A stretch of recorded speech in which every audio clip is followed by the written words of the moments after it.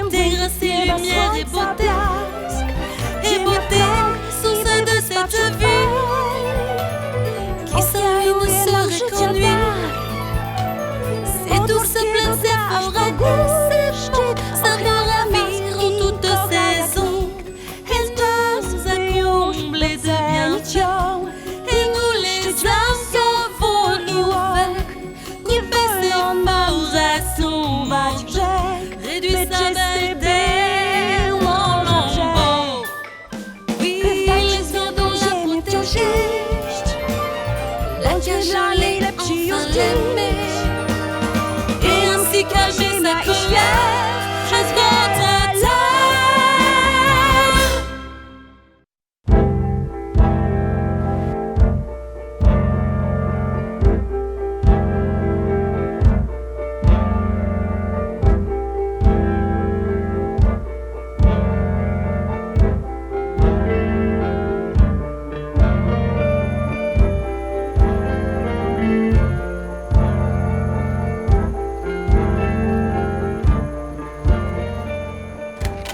Eh bien la voilà, la fameuse décharge de Payatas, la montagne fumante de Manille, l'un des plus monstrueux amas de déchets du monde.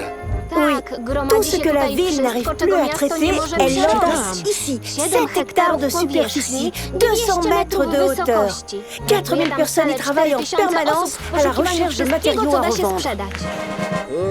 Sous le soleil, les gaz à effet de serre ne doivent pas manquer. Oui, et les plus toxiques, benzène et toluène. Ça n'empêche pas que chaque jour, des dizaines de pauvres paysans, chassés par la misère, viennent grossir le nombre de ces travailleurs. Ah, gai tout ça. Ils avaient qu'à rester dans leur campagne. Cette odeur, c'est insoutenable.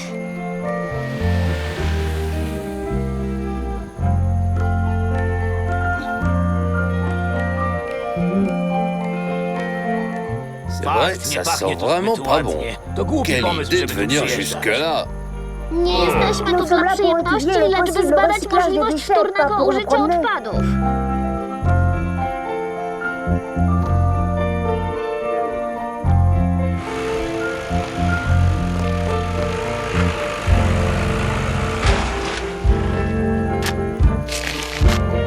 Nie rozumiem, jak ci ludzie mogą wytrzymać ten potworny smród. Faut croire qu'ils y sont habitués.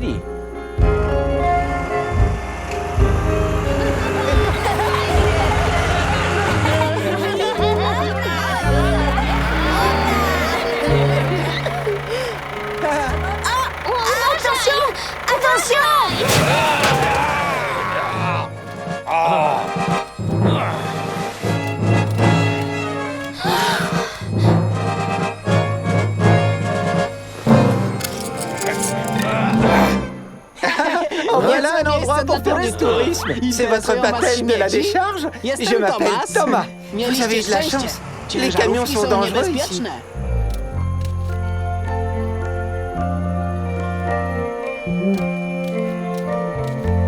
Dis-moi, à ton âge, tu ne vas pas à l'école? Tu dis ça à cause de mon cartable? Je l'ai trouvé sur la décharge. L'école, j'y suis jamais allé. Je suis chiffonnier, moi. C'est dommage, c'est intéressant l'école. Tu devrais essayer, tu verras. Tu as vu tous les enfants qui travaillent ici. Un peu de savoir les aiderait sûrement à se sortir de là. Regardez, quand on arrive à sauter sur le camion, on peut y rafler ce qu'il y a de mieux. Joli butin. Dis donc, ça n'a pas l'air de pauvre ton métier, hein? Bah, il faut être malin.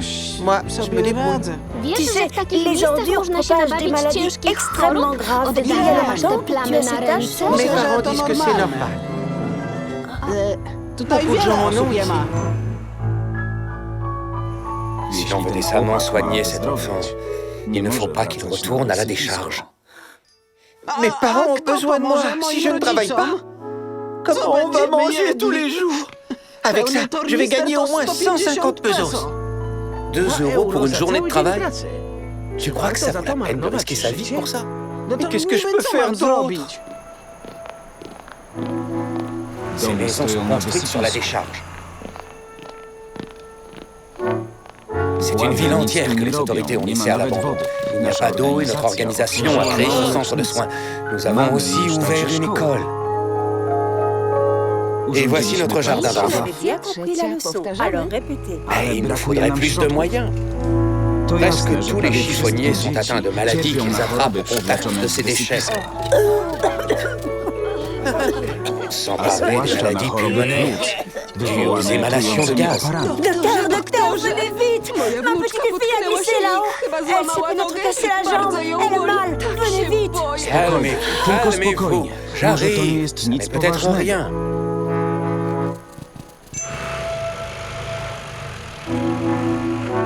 Thomas, où est-il? Il en a profité pour filer.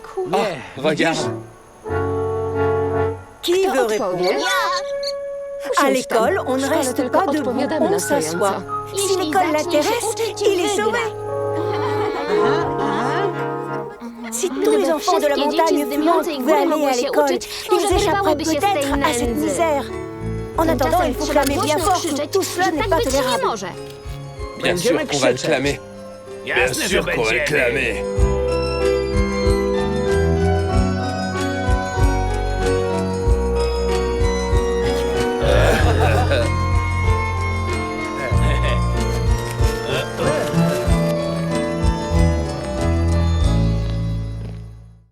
La situation que vous me décrivez n'est pas propre aux Philippines et à Manille. Des décharges semblables continuent à exister dans beaucoup de pays pauvres. Et les pays riches ne sont pas épargnés non plus. Je me demande ce que M. et Pierrot auront découvert en Inde. Il y a là un trafic de déchets électroniques, je crains donc le pire.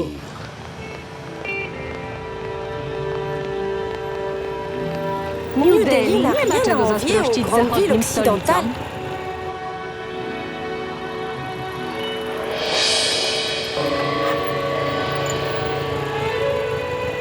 En revanche, le quartier du recyclage est nettement moins chic. Notre ami du club de la région est déjà là.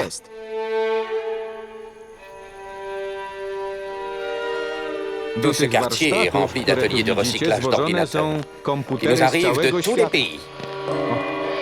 Et ils démontent les ordinateurs à main nue, sans masque de protection. Alors qu'il y a des métaux toxiques qu'il ne faut surtout pas manipuler.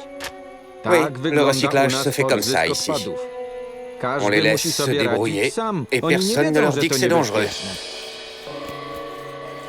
Attention, ne faites pas ça. Ce tube contient du plomb. Vous pouvez être contaminé. On ne peut pas l'en empêcher. Elle n'a pas d'autre choix. Elle doit récupérer le cuivre du tube cathodique. Le cuivre et les autres métaux revendus, c'est ce qui les fait vivre. Vous comprenez? C'est quoi ce qui se passe ici? Vos employés vont être malades s'ils continuent à respirer ces fumées toxiques. Mais vous de vos affaires, vous autres. Au commerce est légal. Fichez le camp ou j'appelle la police. Viens, psy, c'est inutile. Nous allons essayer de remonter jusqu'à la source de ce trafic. Allez, vous autres, au travail!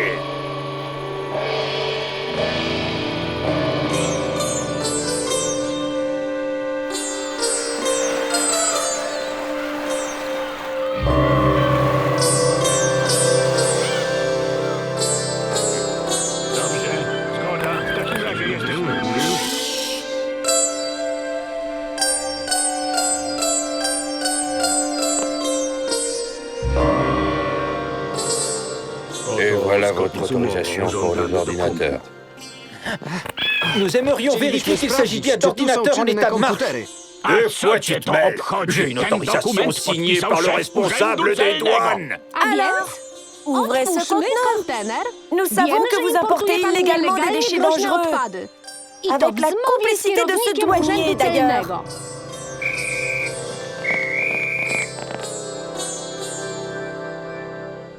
Que se passe-t-il? Nous sommes les héritiers de la planète. Vous violez la convention de Bâle qui interdit l'exportation des déchets.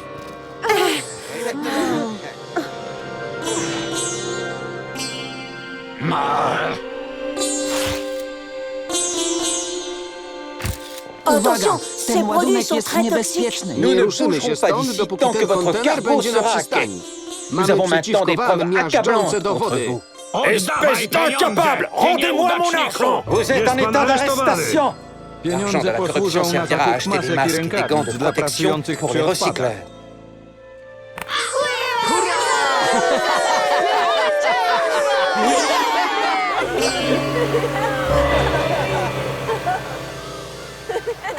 Brawo, moje dzieci! Plus pas de petits piquants. Et ce que vous nous contez arrive tous les jours dans les Bogate pays kraje pauvres. mówią... Des déchets, Tak, oui, ale mais nie chez u nous. nas. Ce sont les fabricants qui sont responsables. Ils construisent des appareils qui ont une durée de vie de plus en plus courte. Il y aura bientôt plus de 500 millions d'ordinateurs et autant de téléphones portables hors d'usage dans le monde. C'est vrai que le flot des déchets devient incontrôlable. Chacun de nos grands pays produit chaque année une montagne de déchets industriels, agricoles et ménagers aussi haute que le Mont Blanc.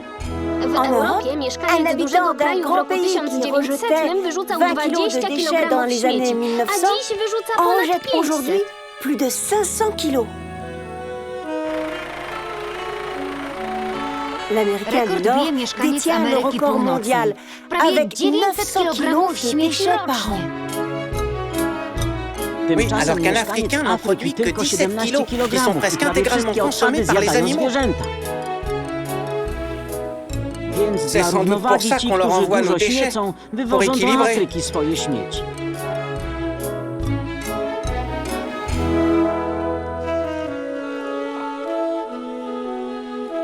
Quand on pense que nos ancêtres, enfin ceux de la préhistoire, n'avaient qu'à quitter leur grotte quand elle était encombrée de déchets, aujourd'hui, la fuite n'est plus possible. Śmieci.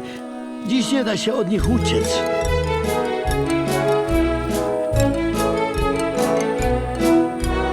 Et oui, Odpady il nous faut trzeba traiter ces przerabiać, déchets, ale jak? mais comment? A Alors, więc macie comment on jakieś les pomysły, traite, ces dzieci? déchets? Co Dans des décharges moglibyśmy mieux dzisiaj conçues? zrobić? Lepsze En wysypiska? incinérateur? A Avez-vous może des spalarnie? idées? Les déchets traités par incinérateur, même brûlés, ne disparaissent pas pour autant.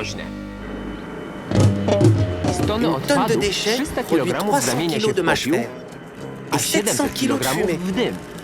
Les deux sont nocifs. Le premier est bourré de matières toxiques, le second est un puissant pollueur.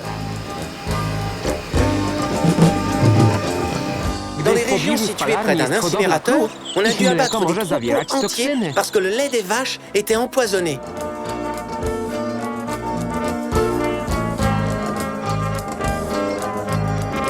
La décharge qui est près de chez moi n'est pas mieux. Pour l'installer, on a rasé une partie de la forêt. Depuis, elle contamine les rivières et les nappes phréatiques. Nous Czyli sommes jesteśmy d'accord. zgodni, Traiter des że déchets ani dans les wysypiska décharges ou les śmieci, ani incinérateurs spalarnie n'est nie pas są la dobrym bonne solution. rozwiązaniem, Alors, a więc il n'y en a propozycja qu'une. to redukcja do zera przez zéro samych déchet. producentów. La réduction à la source par les fabricants. Non, par les consommateurs.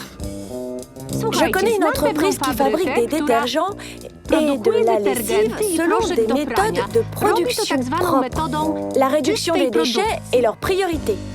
L'usine est construite en bois et le toit est recouvert de terre et de plantes pour isoler le bâtiment.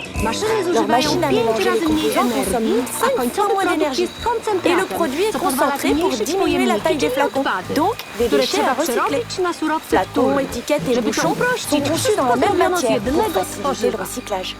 Alors que le moniteur d'un ordinateur est fabriqué avec 24 plastiques différents. Un casse-tête pour le recyclage. Et les cartons d'emballage pour les livraisons sont réutilisés 15 fois sans adhésif.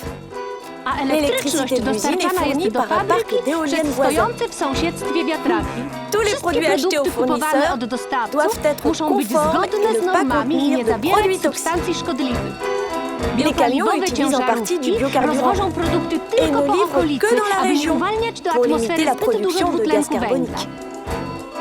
Enfin, une prime est donnée à tous les employés qui choisissent le vélo plutôt que la voiture pour venir travailler.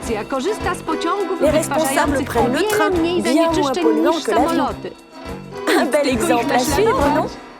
Absolument, voilà ce que devraient faire les fabricants d'ordinateurs pour limiter la toxicité de leurs produits et les rendre plus facilement recyclables. D'autres suggestions? L'éco-conception. C'est aussi rendre les bouteilles de verre consignées, comme du temps de ma grand-mère, réutiliser plutôt que recycler. Certains pays s'y sont mis.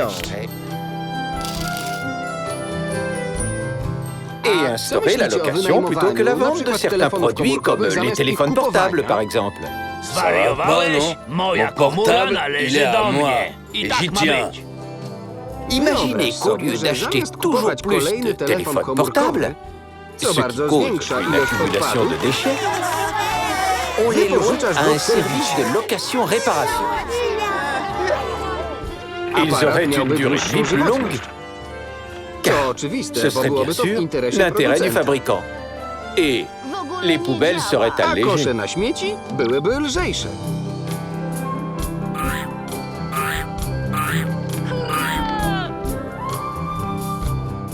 Et les industries alors? Ce sont les plus gros producteurs de déchets de la planète. Je vois peut-être son idée sur les déchets industriels. Bien sûr. Une solution existe déjà depuis pas mal de temps. Ce sont les écoparcs qui fonctionnent en communauté. Les plantes ont besoin de l'eau et des minéraux contenus dans le sol. La chenille se nourrit des plantes, le merle mange la chenille et le chat, ou le renard qui rôde la nuit, attrapera tôt ou tard le merle et le mangera. Au fond de l'eau, les micro-organismes et les vers transforment les résidus en sels minéraux qui vont nourrir les plantes. Et le cycle continue. Les déchets des uns sont les aliments des autres. C'est une boucle sans fin. Dans l'écoparc, c'est la même chose.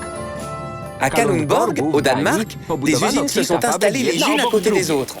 L'usine électrique rejette de l'eau chaude qu'elle envoie à une ferme d'élevage de poissons, puis au chauffage de la ville.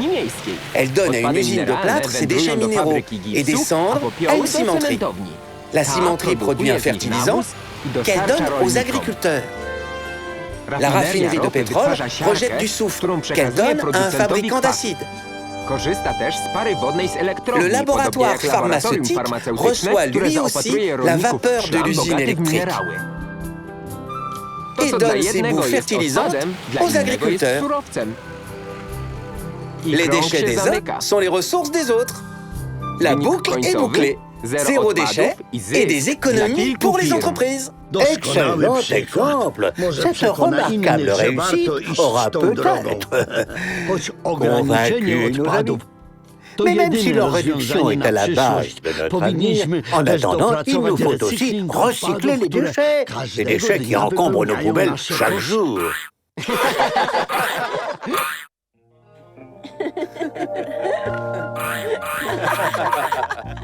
L'objectif zéro déchet ne peut être atteint sans recyclage. Bien des pays l'ont compris d'ailleurs.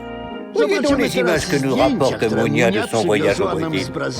Quand on m'a dit que 80% des habitants de Curitiba circulaient dans des autobus à bon marché, j'ai compris que ce n'était pas là une ville comme les autres.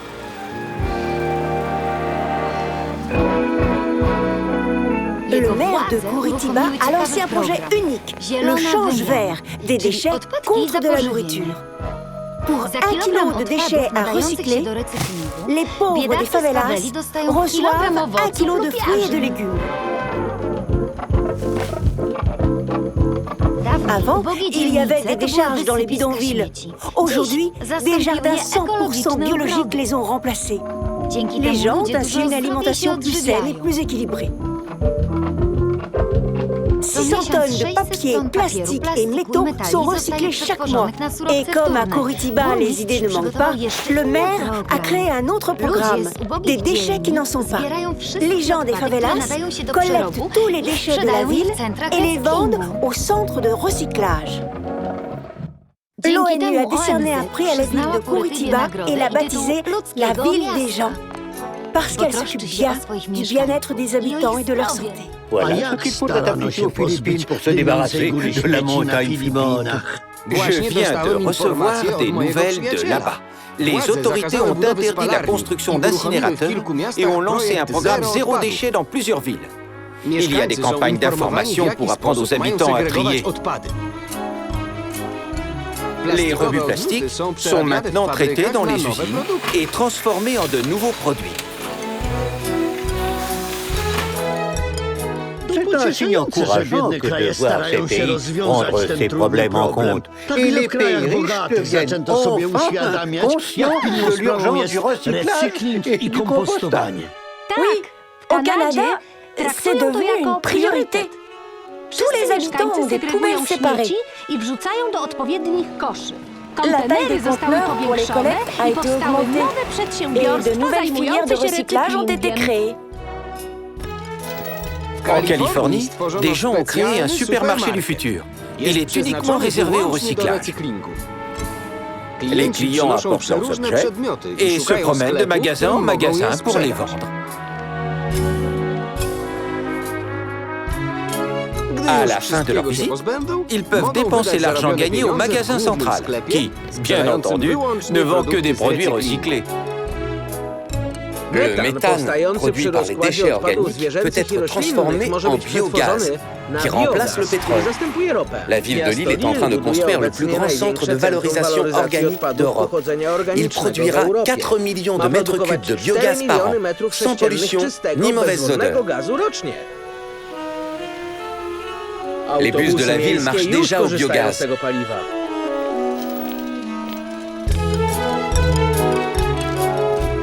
Comme vous l'avez demandé, maestro, j'apporte notre poubelle pour que nous puissions l'analyser.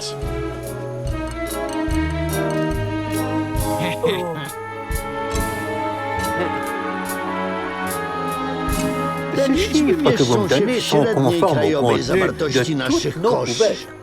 10% de journaux, 16% de reste de repas, 24% d'hiver et les incontournables 50% d'emballage. Produisons certainement assez d'emballage pour emballer toute la planète. Et maintenant, où sont les déchets de votre poubelle? Il n'y en a pas. Ce ne sont pas des déchets, mais des matières premières qui peuvent avoir une seconde vie. Avec l'aluminium, on peut fabriquer plein d'objets et économiser 95% de l'énergie nécessaire à leur production. Pas vrai, maestro? Abracadabra.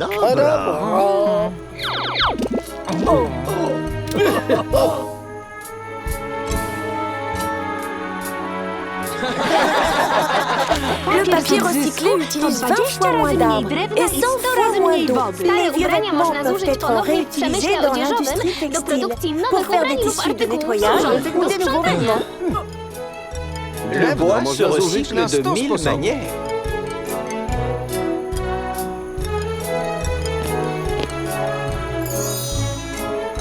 C'est le verre qui est le plus facile à recycler. Souvenez-vous de ce que disait le grand chimiste français Lavoisier. Rien ne se perd, rien ne se crée, tout se transforme. Nous vivons dans un monde étonnant. Notre pare-brise se transforme en bouteille, nos canettes se réincarnent en cafetière, et les semelles de nos chaussures en des kilomètres à travers. Soyons imaginatifs en produisant mieux et en réduisant les déchets à la source. Et nous, les consommateurs, en considérant nos déchets comme des matières premières dont nous avons besoin. Ce sera là une des façons de cesser de détruire notre terre.